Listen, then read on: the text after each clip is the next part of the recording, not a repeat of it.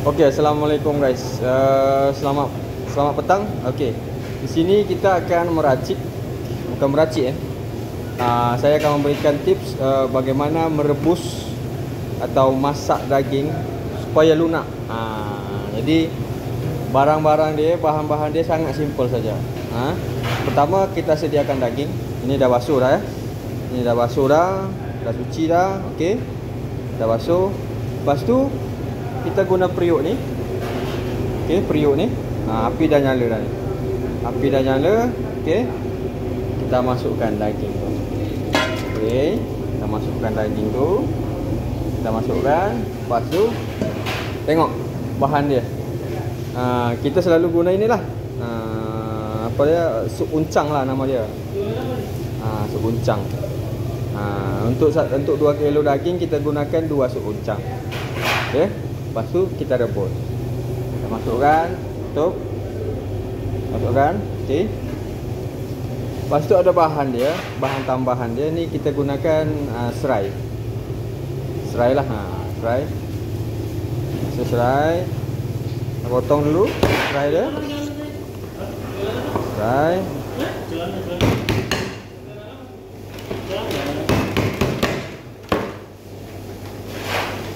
Okey.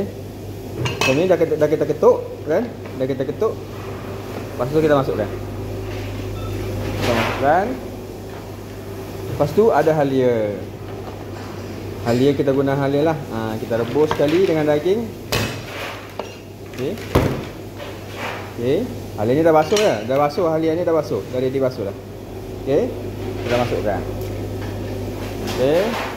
Lepas tu kita ni ada lengkuas. Ni lengkuas. Ni lengkuas.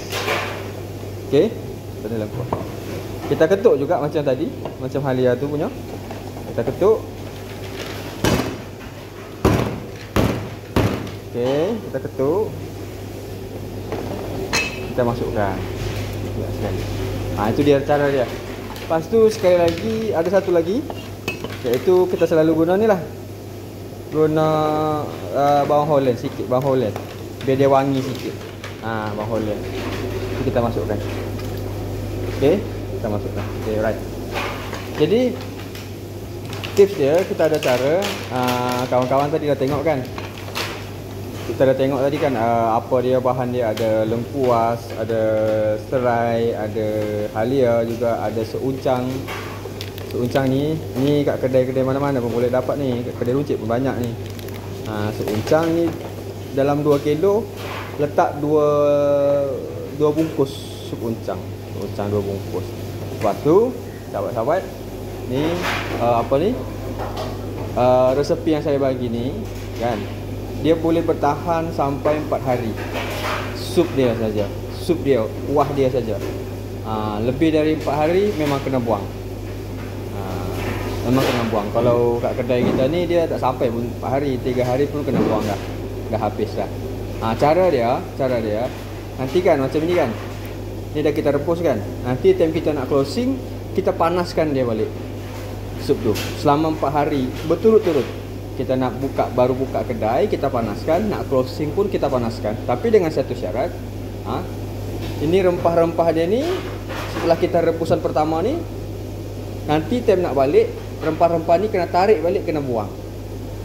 Kena buang. Itu je kunci dia. Apa yang perlu ditambah? Apa yang perlu ditambah? Apabila nanti air dia tu habis, tambahlah sikit. Kalau kira-kira nak kuatkan rasa dia lagi, tambah daging pun boleh. Tambah daging pun boleh. Tambah rempah yang seperti yang kita buat tadi. So syarat dia 1 hari 1 kali rebus ni. Esok nanti nak closing tu, rempah-rempah ni kena tarik balik. Jangan dia melakukan proses rebusan ulang. Macam itu. Jadi sahabat-sahabat, inilah resepi saya yang mudah dan simple. Sahabat-sahabat, cik dan tuan, puan, kawan-kawan, bolehlah praktikkan di rumah kan. Rasa nak buat sup sendiri pun boleh. Nak datang kedai kita pun boleh juga. Okey. Assalamualaikum. Terima kasih sahabat-sahabat. Ada akhir kata saya ucapkan Assalamualaikum warahmatullahi wabarakatuh.